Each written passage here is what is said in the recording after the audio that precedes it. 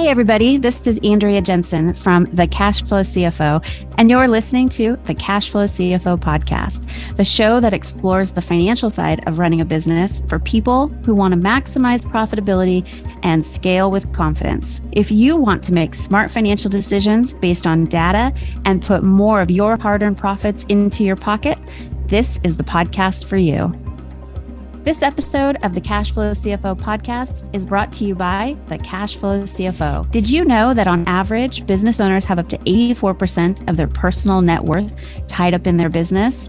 Our virtual CPAs and CFOs, as well as accounting and bookkeeping experts, empower business owners just like you to make big leaps that help them maximize profitability and scale with confidence. Visit thecashflowcfo.com for more information, and thank you for listening. Hey everyone, it's Andrea, and our guest for today is Alex Pursglove. Alex helps women break through limitations, embody their worth, and become fully expressed to elevate in both business growth and soulful alignment, all while living with more fulfillment in their daily lives. As a master coach, she has supported hundreds of women worldwide in accelerating in business and, most importantly, learning how to accept and love their true selves.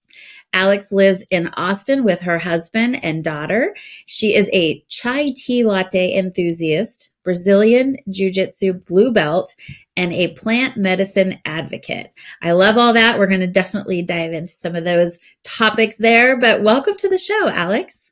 Thanks, Andrea. I'm really excited to be here and to be having this conversation with you. Yeah, I'm excited as well.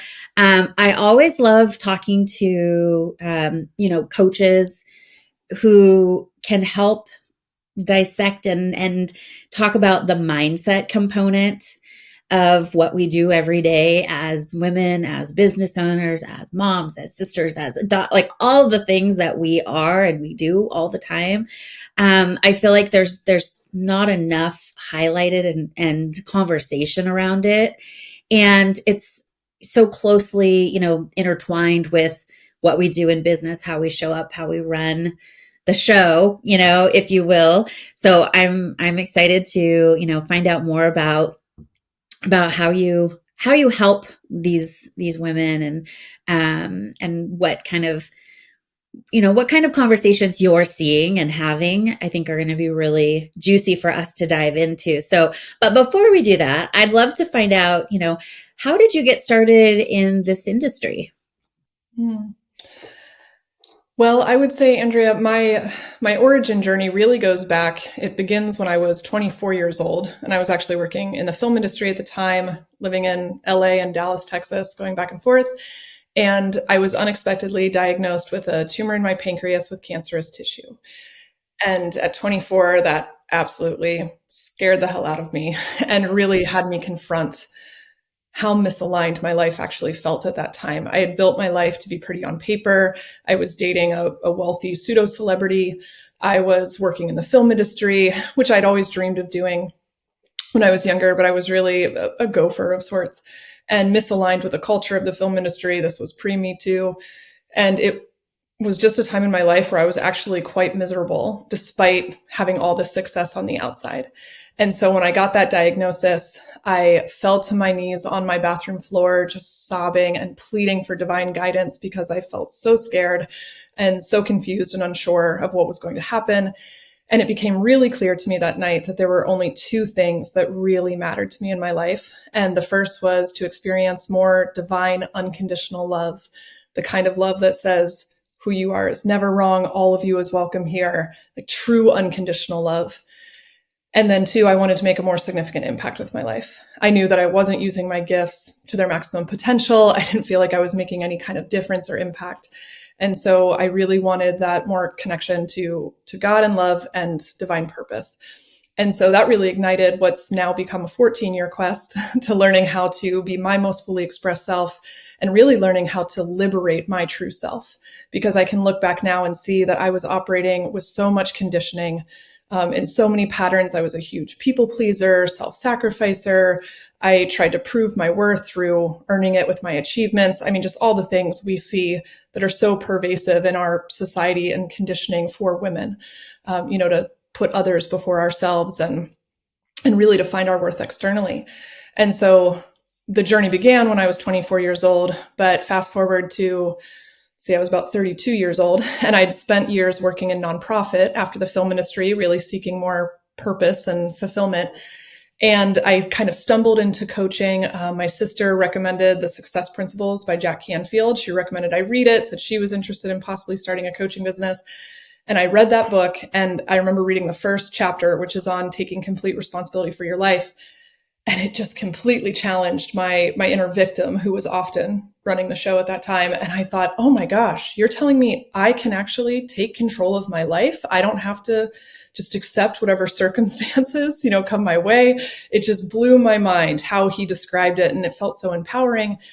And I ate it up. And so I went and got certified by Jack. I basically dove headfirst into the coaching industry, started out as an executive coach. And then when I had been in business about 4 years or so, I was building my business up on the side. I was given this opportunity to work with a very high-level mentor. I'd been sort of beating my head against the wall a bit. I'd been working on building this business, but I was passionate about coaching. I loved learning about coaching, but I had no clue how to actually make it a really sustainable business. I was still not very aware of my patterns. I learned some of the basics, the foundational concepts of success and mindset, but didn't realize that I still had all this conditioning that was really influencing so much of my decision-making and keeping me timid in sales and indecisive and really disempowered in how I was showing up.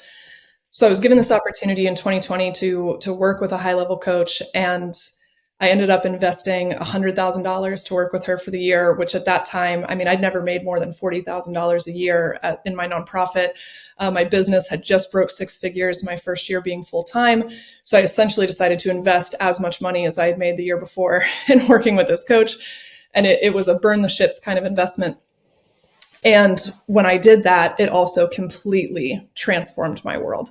And so through the work with her and through coming to see the truth of my own patterns and starting on a deeper journey to healing myself and really liberating the suppressed good girl that I had been for so long, everything in my business started shifting. And I 10x'd my business in a year and a half.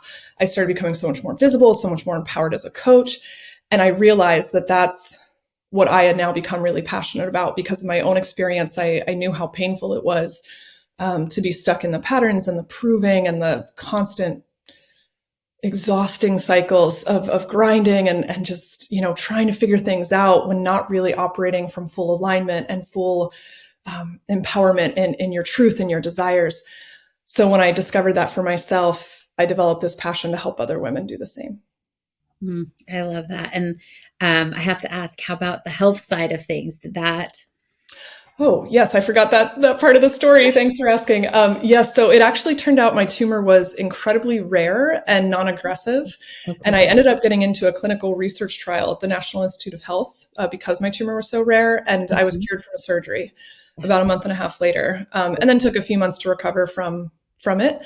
But I was, really blessed that it was healed so quickly. And today I'm so thankful. Back then I would have never imagined I'd say this about my tumor, but today I'm so thankful for it because it just shifted my entire course in life. Yeah, absolutely. I think so many more people than you realize have those moments where you think you're going on one path and then something happens and you completely end up somewhere differently. And you look back and you're like, oh my gosh, thank you for that. Because it's so much better and juicier and in alignment with where you're at now versus where you could have gone had you stayed on that path. I have a similar story. My first daughter was born with cancer. Mm-hmm. And here I was in corporate finance and, working a bazillion hours and doing all these things. And I'm like, oh, I'm going to do this and that. And, I had all these great plans on the corporate trajectory. And, when that happened, thankfully she's 16 now. She's fantastic. It's great, but it completely shifted everything. And that's when I, took a step back and said, I'm actually not fulfilled. I want to be serving more. I want more purpose. I want to help business owners with what I've learned from big corporate strategy and how they run their financial departments and the decisions that they make off of, the certain data and the way that they're reporting things. I need to bring that to small businesses because I came from my parents, both, entrepreneurs, and I saw, the struggle. The struggle is real because a lot of businesses, they just don't have this financial skill set, or the ability to have it in a fractional capacity or any capacity in their business. So I completely resonate with what you're saying there of like, I would never wish that upon anyone else. However, I'm so happy for where I'm at now and the path that it led me on, the journey. So. Right. Well, I truly do believe this, that I believe in the universal law of polarity. It says everything has an equal and opposite, right? Everything has equal energy exchange. And so for every challenge, there is equal or greater opportunity. And so I really do believe that every challenge we're presented with in life has the ability to be for us, right? To change our lives. And at the same time, it's important not to bypass the challenge, not to bypass the grief, the pain. I think sometimes, I guess, being in the coaching world, I tend to see that encouraged a lot when we talk about being positive and things are for us and, always find the gift in it. And I believe in all of that. And it doesn't mean we're also not supposed to acknowledge that it can be painful. It can be challenging. And I think we need to normalize those downs because, this is something I've been hearing a lot in women business owners I've been talking to, especially who've created a lot of success, that they feel like it's never okay to acknowledge that the journey can be hard. We always have to put on, right, our brave face and look like we have everything figured out all the time, especially as I've been talking more and more publicly about my debt journey in my business. And we can talk about that more today if you want, and go deeper into that. But as I've been sharing about it, I've been hearing other women respond and say, my gosh, we don't have spaces for women to have these conversations, right? To own that there's a lot that goes into running a business. There's a lot financially. There's just so much nuance and challenges. And so, yes, it's important to hold both, to hold that there's opportunity, there's gifts. I'm so grateful for my tumor. I'm so grateful today for my debt. And at the time, they were also hard and messy. And, sometimes we just need to normalize that. Yeah, absolutely. I think the seat that I sit in, I see so many different businesses that we have the opportunity to work with and support. And to see the different types of business owners and the way they deal with risk, the way they deal with debt, the way they deal with strategic reinvesting in their business. It's really insightful. And I think this is one of the reasons I was really excited to have this conversation with you today, because all of that is mindset. And all of that is, we all have the same tools in the toolkit when it comes to, a business, right? You have very tangible tools. But what's up here is so often running the show that you're kind of like hindered from using the tools that you have in front of you. Mm-hmm. So I'd love to kind of just hear from you having a business, like from what you have skill set wise that you've developed and learned over, your journey.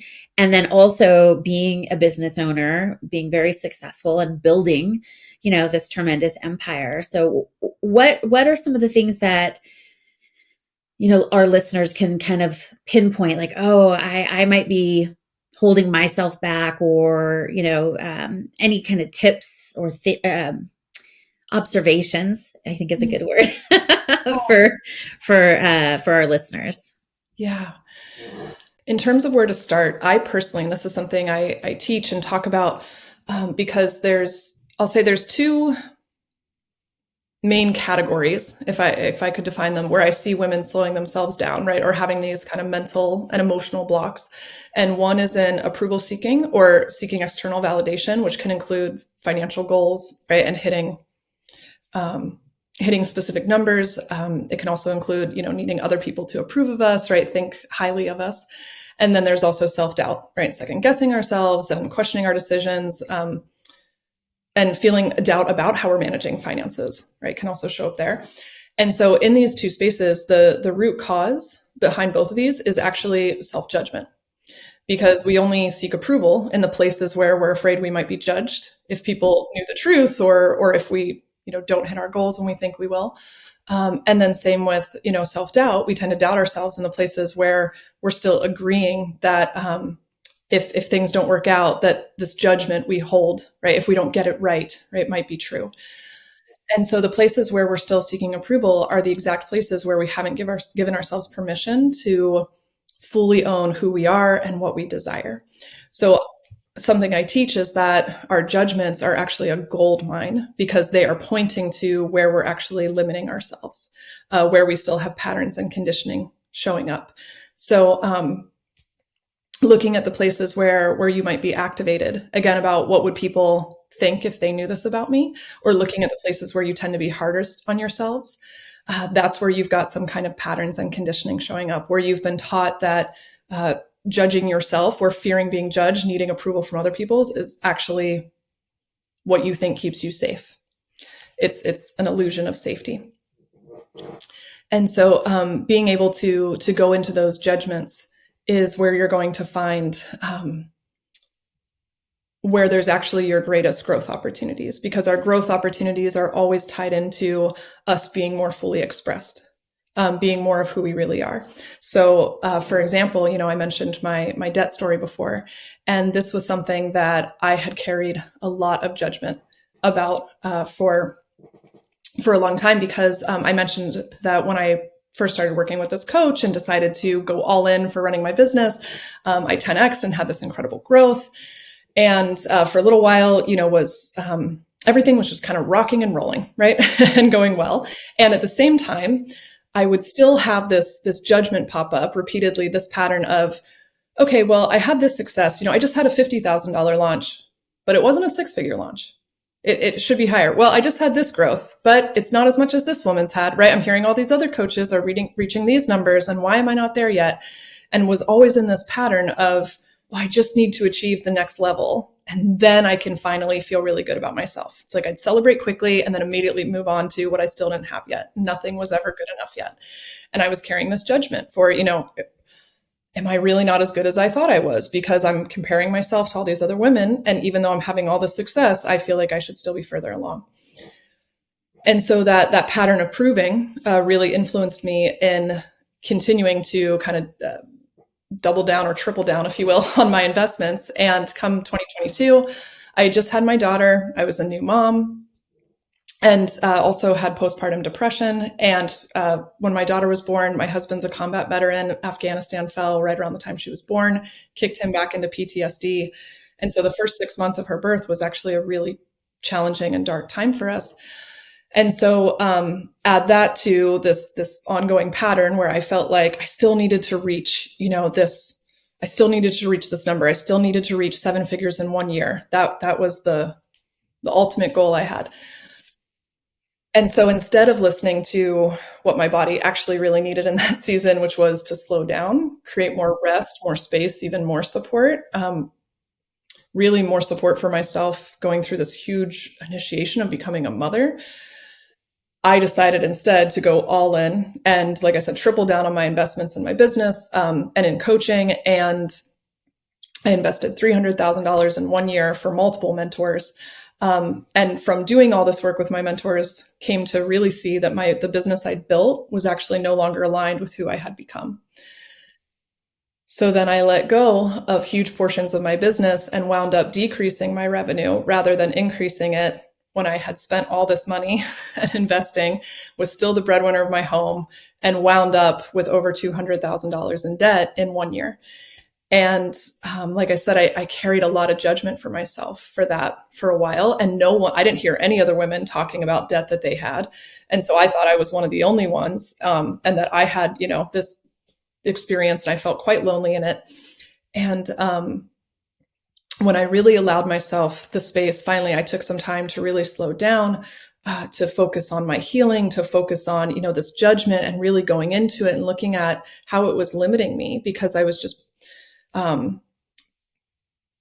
really stuck in so much approval seeking and self-doubt again, because of this judgment, not wanting people to know, and then worrying what clients would think if they knew, that I was carrying this debt. And when I really let myself go into it and look at it and focus on healing it, I came to see there was so much more underneath it. There was all this pattern of proving myself and needing to prove my worth based on my external achievements.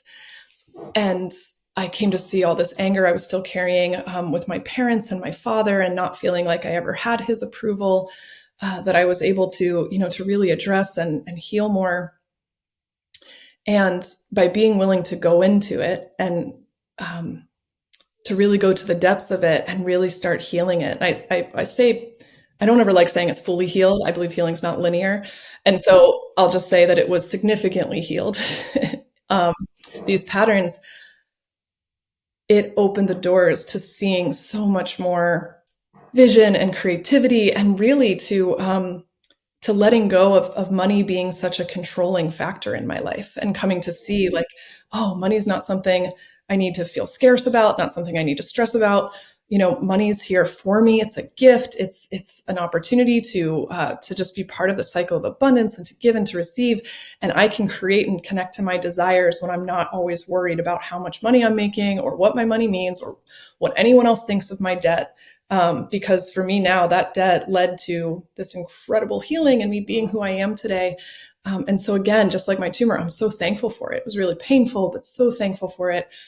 So that was a really long answer, Andrea. And I think I'm not even sure if I fully circled back to your question, but the main thesis is that going into our judgments is a great place to start, and seeing where we're actually letting fear manipulate our decisions and our actions over our true, empowered, authentic expression. Start scaling with confidence today. The Cash Flow CFO is a full-service accounting and fractional CFO firm. So it goes without saying that our financial experts are phenomenal at number crunching. But more than that, they are expert communicators who will connect all those complicated financial dots in a way that just makes sense. We don't wait in the wings and check in every so often either. With our boutique approach, we position ourselves front and center, watching over every dollar that comes in and out of your business as if it was our own. So if your business is making money and you're ready to take it to the next level, but you're not sure you completely understand your numbers, and you're looking for that trusted guide to help you build a roadmap to reach your financial goals, it sounds like we would be a great fit. Visit thecashflowcfo.com and let's get started empowering you to build and scale your business the way you want to today. Yeah, no, I love that. And I think, when it comes to debt, it's a strategic tool in a business, and there's definitely a time and a place for it. And I think it has such a stigma to it.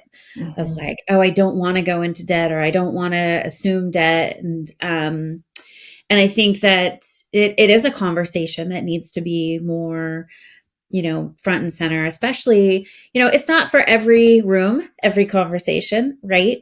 But with the right team support around you, or other business owners that get it and get where you're at, I think it's part of running a business, right? It's inevitable. You can self-fund forever and stay stuck, right? But debt is a good thing when used, to get you from pivoting in a model or doubling down on a channel that's working well for customer acquisition or things like that. So yeah, I'm thankful that you're open and talk about it, because you're right. I don't think enough business owners have those conversations to normalize it. Mm-hmm. And also ask for help when they need strategic guidance around it, right? Because there's definitely good debt and there's bad debt, like anytime I see somebody with, merchant cash advance, I'm like, oh, I wish I would have talked to you first, but they don't know any different. And there's nowhere that's having the conversations to say, hey, go for this debt. This is good debt. This is not as good of debt, that kind of thing.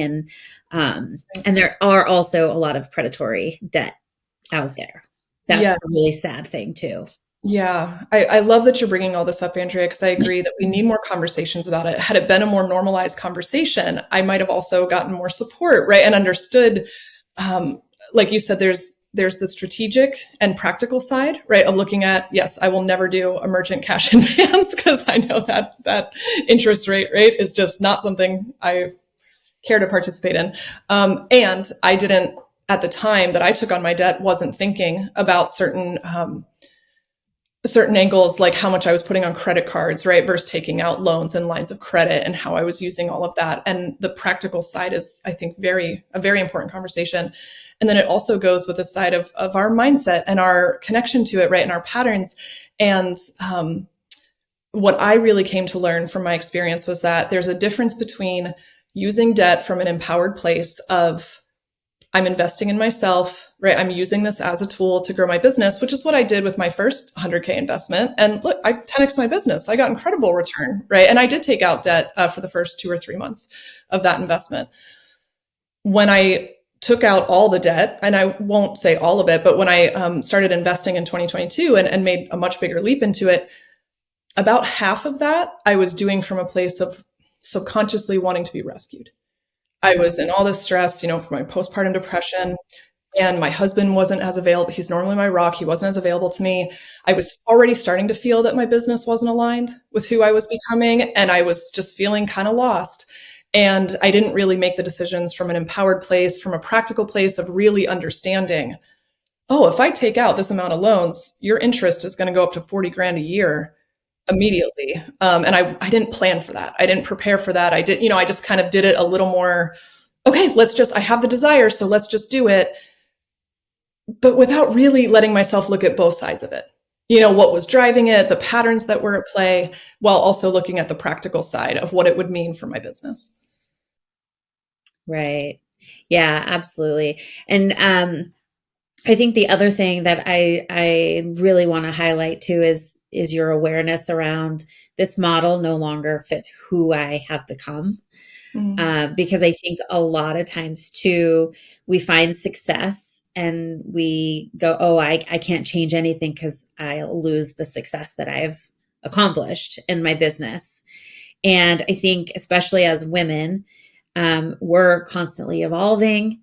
And our outside world is constantly evolving, right? We are having children, or our children are going through different stages of life that need different involvement, as a parent, right? Like I'm in the thick of, I've got a high school kid that doesn't quite drive yet and is in 3 sports and every club. And I'm just a carpool mom. Like I'm constantly driving her around. And I've got another little one that, is doing the gymnastics class and things like that. And I'm like, how did my life become, I just drive kids everywhere now? What changed? And, it just happened really fast. So I think also being aware that our business doesn't have to stay the same. It can evolve with us as well. Ultimately, the goal is that we have a team managed and run company, right? That's the ultimate goal, so that you do, as the owner, have that freedom to ebb and flow as your life requires more of you. And, because when we have a business, we're split, right? We have the family and the wife and the kids and the mom and the side of us. And then we have I'm the visionary, I'm the leader of this team that's doing this great work in the world. Those are never equal, right? And your business, you want to have that built in, so you can have, as you evolve, your model changes a little bit to still fulfill you and keep you engaged, so that you can be that strong leader in the business and still have the vision and all of those things. And so you mentioned that was something that had evolved for you as well. What was that experience like? Yeah, well, so it was twofold for me. There was the model of the business, and seeing that the way I was structuring it and some of the hires I made, or even the way I had my programs running, wasn't actually aligned with who I really am. I basically just built a copy of what my mentors had created, which was in service for a time because it helped me expand beyond what I ever thought was possible when I first started. But just as I matured and came to connect more and more to my unique expression and who I really am, I realized it wasn't aligned. And then also there was my brand and messaging, because I had built my business to really target a specific group. Well, I'll just say to target Christian women in business. And I was really connecting Christian women to personal growth. and was sort of known as running Christian entrepreneurship programs. And then as I continued on my own journey and my own spiritual evolution, and again, shedding even more of my identities from childhood and who I was always told to be, I came to see that I no longer actually identified as a Christian woman. And so here I had built a brand and an audience and programming for this group of people. And the gap had become too big of who I had become and who I was speaking to. And my audience no longer resonated with me anymore either. Right. And so that's where I ended my group program and had some client turnover, and basically had built this 5,000 person email list and 3,000 person Facebook group that was no longer aligned as my audience. So it was actually quite scary to let all of it go really quickly. And I even had a mentor tell me, you might want to replace your programs before you let them go. You know, you're kind of approaching the harder path here. And I knew he was speaking truth in that moment. And I also knew that I had spent so much of my life wearing subtle masks and not fully standing in the truth of who I am. And I just said, I can't do it. I've got to be honest about who I am now. Now that I know it, I have to start right now. Right. You can't go back. Yeah, I have to, I knew I had to be true to myself. And so again, it was a harder path, obviously, to let go of just over half your revenue like that, and then be rebuilding with all this debt. And so it also, you know, cash flow was tight. 2023 was a challenging year. 2022 and 2023 were challenging years. And from going through my own journey, I'm really grateful for what it taught me about radically trusting in my authentic self, radically trusting in my path and in accepting who I really am. And I'll say it taught me how to have my own back no matter what. I had been living with all this judgment, all this comparison, and being able to now stand up today and say, I make no apologies for how I built my business, for the journey I've had. I'm so grateful that I didn't just keep going down this path of, hey, it was successful, it was working, it's what other people were doing. I'm so grateful I didn't go down that path, because I think we all know when you're stifling your authenticity, it's painful. You feel unseen, you feel lonely. And I meet so many women who have built successful businesses that will now have conversations where they say, you know, I've created all this success. Why am I just not happier? Why am I not more fulfilled? Why am I not happier? Why am I just not as passionate as I thought I would be? Right. And I would say, well, it's because there's some misalignment with who you really are. There's some kind of authenticity that wants to be further expressed. And there's some kind of trust that you're being called into, like truly radically trusting what you really want, who you really are, what your message is, what you want to create. And that's what, fortunately, letting all of that go helped me do. Yeah, absolutely. And I think too, it's as we evolve as leaders of our company, it's like, you know, you're building muscle, right? And you just get stronger and stronger, and you realize I don't have to follow the blueprint. I don't have to follow what everyone else is doing. I know enough now about customer acquisition and delivery of service and managing budgets and team members and things like that. Like, it can look any way you want it to look, and you have to trust in the skills that you've built along the way. And yes, we have to learn from others that have gone before us, but then there's a time to make it, you know, authentic to you and what you want to bring to the world. Because as the visionary, if you're not aligned with the vision truly, everyone can smell that, right? Like, it's just, you can't fake that in any way. And so what happens, I think, and I've seen this many a times, is that the business owner, for lack of a better term, like kind of poisons the business.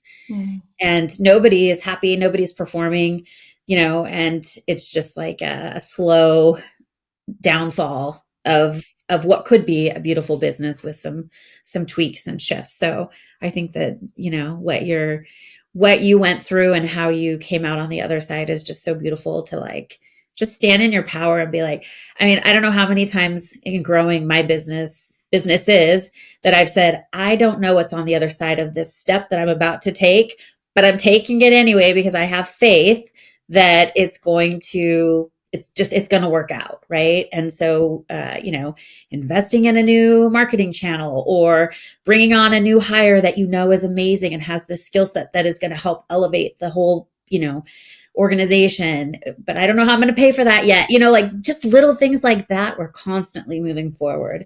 Yes. And it has to be in alignment with your vision and you have to be passionate about it. So yes. I love that. Yes. It's all about really trusting. As you were saying that, it just reminded me, it's really about trusting your intuition as well, right? Whenever we're copying what everyone else is doing, there's benefit to learning what other people have done, right? Learning the strategies that work. But when we're just in pure blind copying, we're not accessing our true intuition. And as you were saying about taking the steps in faith, it's following that true desire and trusting your intuition, your desires. They are your divine guidance. They are leading you to exactly what you need. They're really leading you home to your true self. And so this is one of the number one things I talk about, that having radical trust in ourselves. Radical trust isn't about knowing that I'll get exactly what I want when I think I will. That's very controlling, actually. That's not trust. It's trying to control outcomes so you stay safe. Radical trust is about knowing that I am good enough, valuable, worthy, loved. I'm supported by the universe, and I will always be okay. I will always have my own back. I will always be okay because everything's an opportunity for growth. So when we're living with trust, we get to create from our intuition, from our desires, because we know that we can handle whatever we end up receiving because we always have our own back. And it's so much more fun to create from that place, right? To follow your intuition, to do those things that seem scary and seem risky, but at the same time are actually going to create so much more enjoyment and fulfillment in what you're doing and are actually going to help you elevate. Our intuition's always guiding us towards expansion, towards growth. And I think that's the number one thing, if I could summarize what all of our conditioning as women, has steered us away from, is trusting in ourselves, trusting in our hearts, trusting our intuition. Because our intuition is our most powerful asset. I know people say time, our time, I would say, is a really close second. I believe our intuition is our most powerful asset because it always knows what we actually need to experience more fulfillment in our lives. Yeah. Yeah, absolutely. And if you can take that component and marry it with the financial component, you're really going to be unstoppable in your business because it's, I always say like there's an art and a science to what we do, and there's, that's the art piece of it that is required. The science is the tangible, the numbers, the plan, all of the things of the how, right? But you have to have them both in order to be successful, I think. Oh, I agree completely. That was when I mentioned the practical and then sort of the mental, emotional, spiritual side of it. That was another great lesson I learned from my debt. Was back when I accrued all that debt, I was sort of swinging the pendulum because I grew up with employee parents, with an employee middle-class mindset. And so when I started running my business, I started it with a lot of scarcity. And even the idea of investing in my business was like, you don't take on debt, you don't do that. So when I first started investing with coaches and learning this whole new worldview, it really expanded me and helped me cultivate more abundance mentality. But then I swung the pendulum a little far into, okay, just spending money wherever, whenever. I stopped budgeting. I stopped looking at my numbers. I just kind of, okay, I trust myself. I'm going to go make this happen. And there was a lot of expansion from it. Then there was also overspending and debt and, not making all the most aligned decisions. And so that's another thing my debt taught me is that when I know my numbers, when I have my monthly reports, when I see what I'm spending my money on, when I'm connected to my finances, when I'm aware of my finances, I can really tap into what my priorities are, what I actually really desire, because money is part of making those decisions, and my intuition can speak to me more clearly when I know what's actually in front of me. And so it can really help me value my money. That's the big thing I saw was, there's a difference between believing in abundance and valuing your money. I wasn't valuing money and what it was bringing me. I was just kind of treating it more carelessly. And I spent my upbringing treating it like with so much care and attention that it was very controlling and then into carelessly. So I think what you're saying is so important because it helps inform your intuition when you can see everything clearly. Yes. Oh, I love that. Spot on. Oh, very nice. Well, this has been a great conversation. I could talk to you for for another hour, but we want to keep this bite-sized for our listeners. So thank you so much for your time today. And I'd love to share if our listeners want to learn more about your coaching services, how can they reach out to you? Absolutely. You can find me at alexpursglove.com through my website or through LinkedIn or on my website. You can find an email. I love to hear from people, hear what they're taking away from these episodes, from these conversations. I also have some free resources on the site, so feel free to check those out. And I would love to hear from anybody. And like I said, insights, questions. I'm all about authentic human connection. So I just love conversation. Yeah, I love that. I'm right there with you. And we will link all of those in the show notes too for our listeners so they can get a hold of you and continue the conversation. And thank you so much for your time today. It has just been a lovely conversation. And we're shining light on normal conversations that should be happening and they don't happen enough. So thank you for being authentic and vulnerable. And I know that there's definitely some listeners out there that are like, it's me. You're talking to me.